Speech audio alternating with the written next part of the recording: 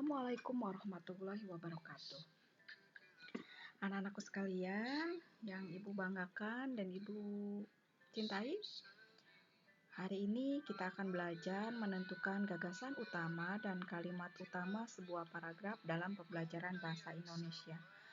Semoga kalian yang sekarang belajar di rumah masih tetap semangat dan terus sehat.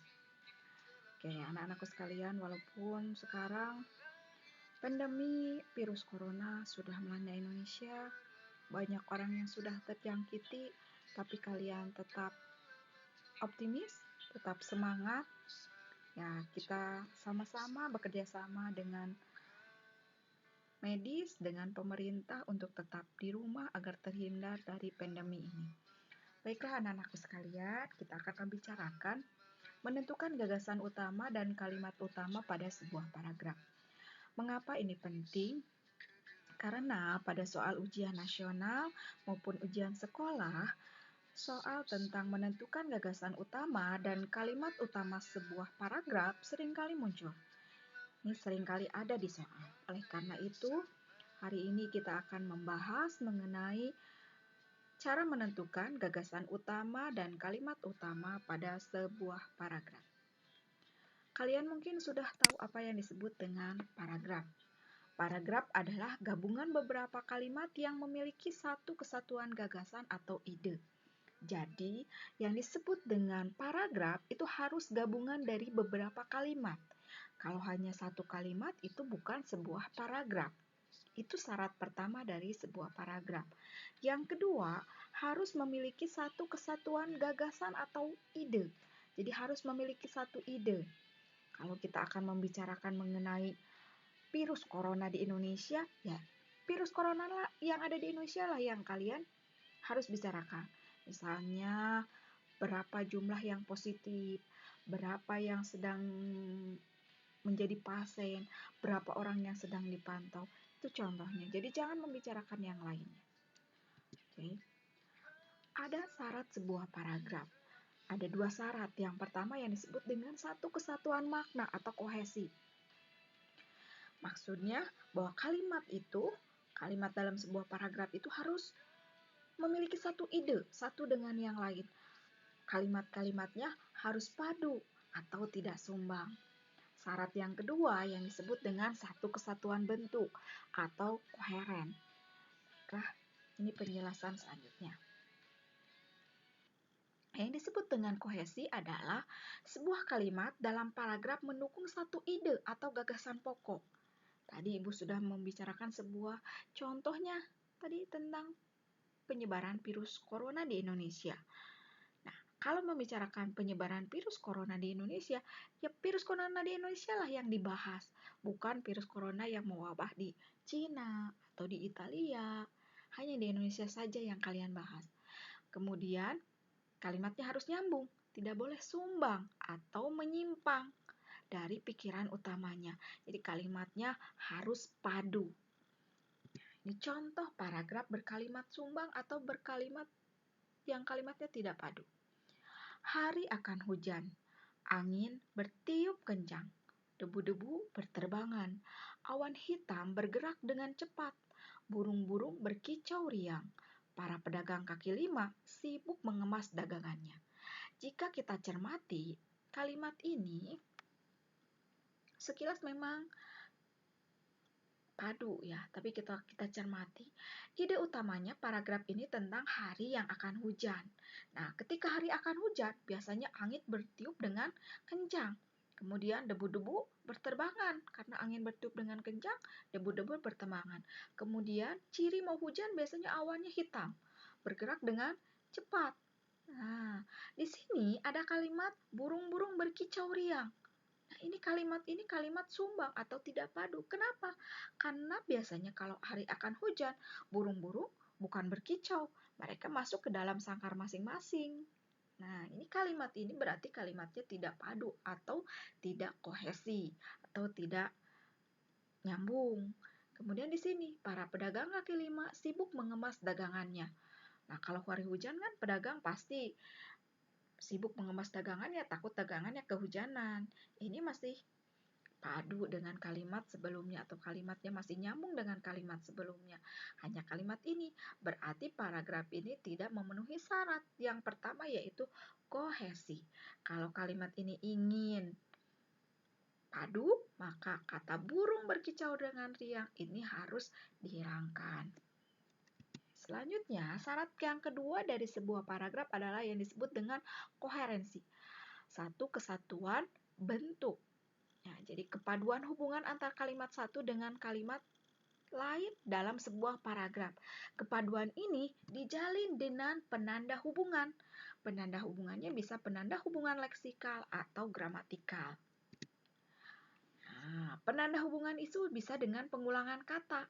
Itu yang pertama. Pengulangan kata ini termasuk penanda leksikal. Karena leksikal itu berkaitan dengan kata. Jadi, kalau ingin tahu kalimat ini nyambung tidak dengan kalimat sebelumnya atau setelahnya, itu lihat ada nggak kata yang diulang. Kalau ada kata yang diulang, biasanya nyambung.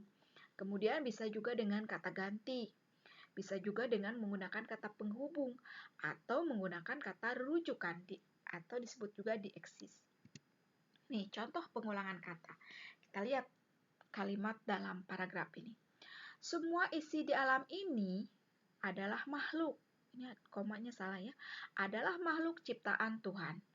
Ciptaan Tuhan yang paling sempurna dan paling mulia adalah manusia. Lihat di sini. Adalah makhluk ciptaan Tuhan. Ciptaan Tuhan ini diulang lagi. Ini penanda bahwa kalimat kedua ini masih nyambung dengan kalimat yang pertama atau padu dengan kalimat yang pertama ini. Nah, yang paling mulia di sini ciptaan Tuhan yang paling sempurna dan paling mulia adalah manusia. Nah, kata manusia diulang lagi pada kalimat ketiga. Setelah ini, manusia diulang lagi nih. Berarti kalimat ini padu. Diizinkan oleh Tuhan memanfaatkan semua isi alam ini untuk keperluan hidupnya. Akan tetapi tidak diizinkan. Kata diizinkan ini diulang lagi. Ini penanda bahwa paragraf ini memiliki kepaduan dengan penanda koherensi. Yang digunakan adalah penanda leksikal. Ya, pengulangannya berupa pengulangan kata. Yang kedua, untuk tahu bahwa paragraf itu memiliki koherensi adalah dengan kata ganti. Ya, contohnya paragraf berikut.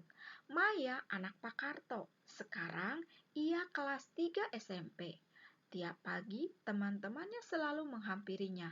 Mereka berangkat dan pulang bersama-sama. Kita lihat di sini. Maya anak Pak Karto. Sekarang ia, nah kata ia merujuk pada Maya. Jadi ia itu adalah Maya. Ia kelas 3 SMP. Jadi Maya itu sekarang berada di kelas 3 SMP. Tiap pagi teman-temannya. Teman siapa? Temannya Maya ini. Nah, tiap pagi teman-temannya selalu menghampirinya. Menghampiri siapa? Menghampiri Maya. Mereka berangkat dan pulang bersama-sama. Siapa mereka? Maya dan teman-temannya. Ini menggunakan kata ganti. Kata gantinya ia sebagai orang pertama untuk kata Maya. Mereka untuk Maya dan teman-temannya. Ini penanda bahwa kalimat ini memiliki kepaduan bentuk. Penanda koherensi yang lain adalah dengan menggunakan kata penghubung. Ini contoh paragrafnya. Semalam suntuk, Darto menonton pertandingan sepak bola di televisi. Oleh karena itu, ia bangun kesiangan. Nah, ada oleh karena itu. Ini penanda bahwa kalimat ini nyambung dengan kalimat sebelumnya. Ini penanda kata penghubung, penanda akibat. Ya, ia bangun kesiangan. Kenapa bangun kesiangan? Ia itu siapa? Darto. Kenapa Darto bangun kesiangan?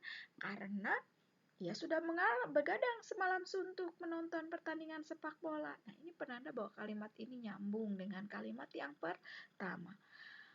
Selanjutnya, akibatnya ia terlambat masuk sekolah. Ini juga penanda akibatnya.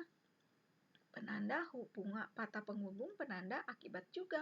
Ia terlambat masuk ke sekolah. Dengan adanya penghubung oleh karena itu dan akibatnya, kalimat ini menjadi kalimat yang padu, koheren dari segi bentuk.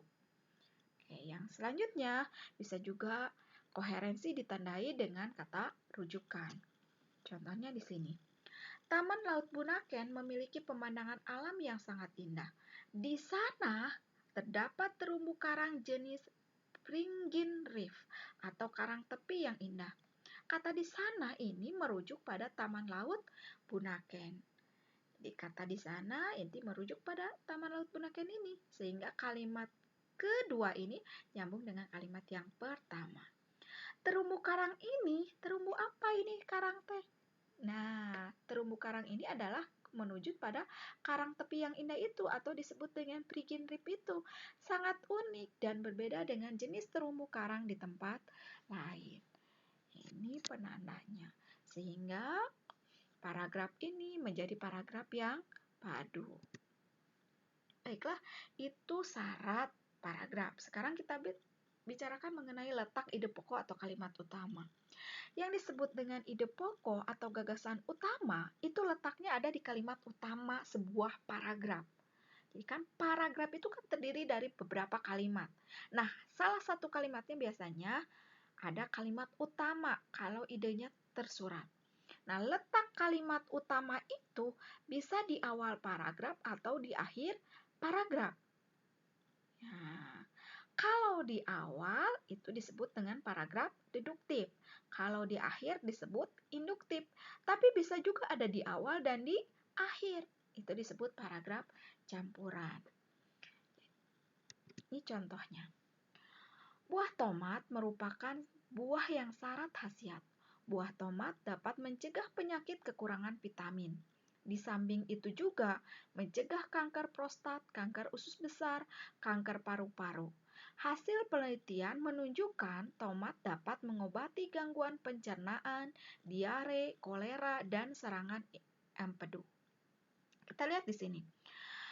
Pada dasarnya, paragraf ini membicarakan tentang buah tomat, terutama khasiat dari buah tomat. Ini terdapat pada kalimat utamanya ada di awal, tidak ada di akhir. Ya, kalau di akhir biasanya berupa simpulan. Ini ada di awal. Buah tomat merupakan buah yang syarat khasiat. Nah, kita dilihat kalimat penjelasnya. Ternyata kalimat penjelasnya menjelaskan di sini syarat khasiat. Nah, ini menjelaskan apa khasiat dari buah tomat itu. 1. Ya, mencegah penyakit kekurangan vitamin. 2. Mencegah kanker. 3. Dapat mengobati gangguan pencernaan, diare, kolera, dan serangan empedu. Ini kalimat ini. Kedua, ketiga, keempat, itu kalimat penjelas. Ini yang disebut dengan kalimat utama. Letaknya di awal paragraf. Lalu, mana ide pokoknya? Nah, ide pokoknya ada di kalimat utama. Boleh satu kalimat, tapi biasanya tidak harus satu kalimat yang disebut dengan ide pokok atau gagasan utama. Gagasan utamanya yang pentingnya saja dari kalimat itu bahwa buah tomat syarat manfaat atau buah tomat memiliki berbagai manfaat atau khasiat ya, syarat khasiat. Ini gagasan utamanya adalah buah tomat syarat khasiat. Itu ide pokoknya atau gagasan utamanya. Ibu harap kalian mengerti bagaimana cara menentukan ide pokok dan kalimat utama. Jadi kalau ada pertanyaan, kalimat utama dari paragraf tersebut terletak pada kalimat keberapa? Ini ada di kalimat pertama. Jadi cara mencari kalimat utama kalau tidak di kalimat pertama ya di kalimat terakhir. Ini adanya di kalimat pertama yaitu buah tomat merupakan buah yang syarat khasiat. Itu kalimat utamanya. Gagasannya adalah buah tomat syarat khasiat. Mudah-mudahan kalian bisa paham dan tetap semangat. Terus sehat. Assalamualaikum warahmatullahi wabarakatuh.